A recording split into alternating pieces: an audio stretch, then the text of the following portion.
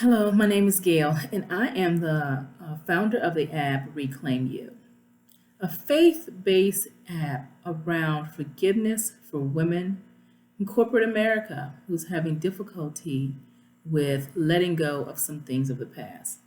So I wanted to thank you for checking out the app and then also ask you to pay attention to the data in regards to how important forgiveness is.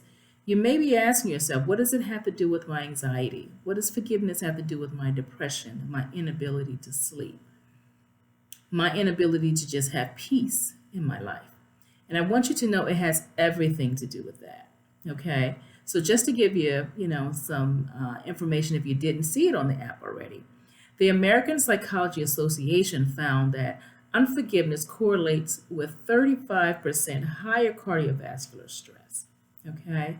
And then the Stanford Forgiveness Project showed a 40% improvement in depression when people let go.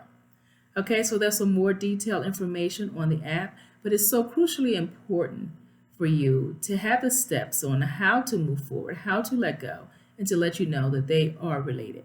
Okay, I look forward to touching base with you real soon, and check out the app or share it with someone who you may think could benefit from it. Thank you.